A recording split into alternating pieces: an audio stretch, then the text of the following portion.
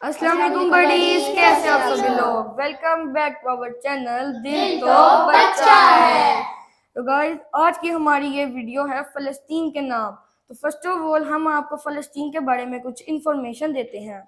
तो जब भी हम फ़लस्तीन के बारे में सोचते हैं या इसका नाम सुनते हैं तो हमारे दिमाग में एक ही सवाल आता है कि फ़लस्तीन है क्या।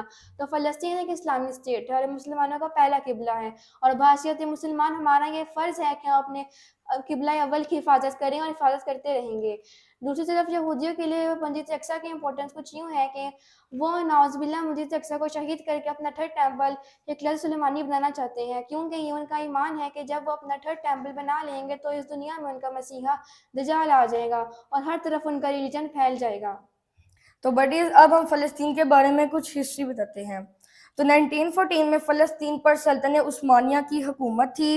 इस वक्त फ़लस्तीन के अंदर 77% मुस्लिम्स थे और सिर्फ 3% यहूदी थे जो यहाँ पर मिलजुल कर रहते थे। फिर 1918 में वर्ल्ड वॉर 1 हुई, जिससे ओटोमन एम्पायर का खात्मा हो गया और फिर फ़लस्तीन पर बरतानिया की हुकूमत हो गई। ये वो वक्त था जब फ़लस्तीन में यहूदियों की तादाद तेज़ी से बढ़ती जा रही थी। 1920 से लेकर 1938 में यहूदियों की तादाद 3,20,000 से ज़ायद हो गई। ये तमाम यहूदी यूरोप से फ़लस्तीन आते जा रहे थे और यहाँ पर अपना बसेरा बनाते जा रहे थे। ये लोग यहाँ के जड़ी ज़मीनें पर कब्जा करते शुरू कर दिया और फ़लस्तीनी किसानों को बाहर निकाल दिया। 1936 में फ़लस्तीन और बरतानिया की जंग हुई, जिसमें फ़लस्तीन को शिकस्त हुई। फिर 1939 में सेकेंड वर्ल्ड वॉर में यहूदियों के बहुत ज़्यादा कत्ले आम शुरू हो गया, लेकिन फिर 1942 में बरतानिया ने फ़लस्तीन को छोड़ दिया।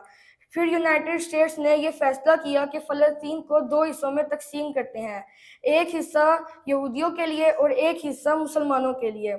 तो उन लोगों ने यहूदियों को 55% रकबा दे दिया और मुसलमानों को 45% रकबा दे दिया और जेरूसलम को एक न्यूट्रल स्पॉट करार दिया।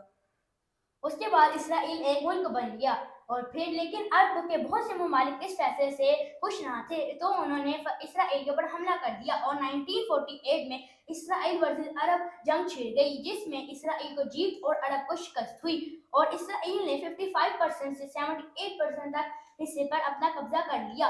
और फिर 1967 में फिर से फ़लस्तीन और अरब ममालिक की जंग हुई, जिसमें फिर से इसराइल को जीत हासिल हुई और फ़लस्तीन सिर्फ 2 हिस्सों में बनकर रह गए, एक गाज़ा स्ट्रिप और एक वेस्ट बैंक।